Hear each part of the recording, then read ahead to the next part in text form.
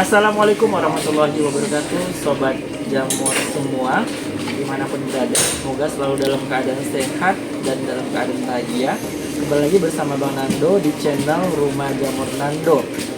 Nah, Bang Nando mendoakan semoga kamu menonton video ini dalam keadaan sehat dan bahagia. Dan tentunya jangan lupa untuk subscribe, untuk nonton, share, dan like video-video dari Rumah Jamur Nando. Nah, hari ini Bang Nando akan membagikan 3 hal penting yang harus diperhatikan dalam pengemasan backlog jamur. Nah, apa hal pertama yang mesti diperhatikan? Hal yang pertama yang mesti diperhatikan dalam pengemasan backlog jamur adalah gunakanlah plastik yang bagus, yang tebal dan berkualitas seperti itu. Ya, gunakan plastik yang tebal dan berkualitas yang tidak gampang pecah ketika nanti akan dipadatkan backlognya seperti itu, dan juga tidak gampang sobek ketika nanti dipadatkan, ataupun tidak gampang ngeleot gitu ya, mengembang ketika dipanaskan ya, seperti itu. Nah, itu tadi kita lihat seperti yang saya bilang tadi, yang tadi kejadian barusan yang plastiknya itu pecah. Nah, itu bisa jadi karena terpakai plastik yang kurang baik, sehingga tadi dia meletus seperti itu ya, seperti balon hijau gitu ya. Tapi tidak bikin hati kacau, cuma agak rugi sedikit aja ya. Nah, itu jadi yang pertama adalah jadi plastik yang tebal, yang berkualitas, yang tahan untuk dipadatkan dan juga tahan terhadap panas. Karena nanti ini plastik ya, backlog itu akan dikukus selama 5-6 jam. Nah, itu yang pertama.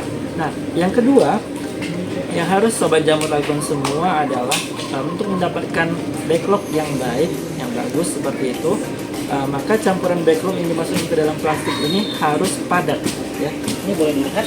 Nah, itu backlognya harus padat ya, padat, backlognya harus padat, diisi dengan padat ya, seperti itu. Kenapa? Karena nanti ketika tidak padat, ini ketika setelah selesai kita inokulasi, jalan miseling itu kalau backlognya kurang padat itu kurang bagus ya, kurang bagus, dan nanti juga hasil panennya juga kurang maksimal. Nah, karena nanti backlognya gampang retak, gampang patah dan sebagainya. Makanya backlog ini yang kedua itu harus padat. Nah, kemudian yang ketiga adalah backlog yang kita isi ini itu sebaiknya harus kita isi sepenuh mungkin, tapi masih sisakan sedikit ruang untuk bisa diikat atau dipasangi cincin seperti itu. Kenapa? Karena misalnya plastiknya ini panjangnya mungkin ukurannya 18x35, sementara kita tidak mengisi dia penuh gitu ya, nanti dikhawatirkan hasilnya tidak maksimal. Jadi isilah sepenuh mungkin, tapi sisakan sedikit space untuk dia bisa diikat ya, agar hasil panennya juga maksimal seperti itu. Nah, idealnya untuk satu backlog yang misalnya plastiknya itu kita pakai ukuran 18x35 cm, itu paling tidak kalau dihitung secara beratnya itu rata-rata di berat 1,2 sampai 1,3 kilo.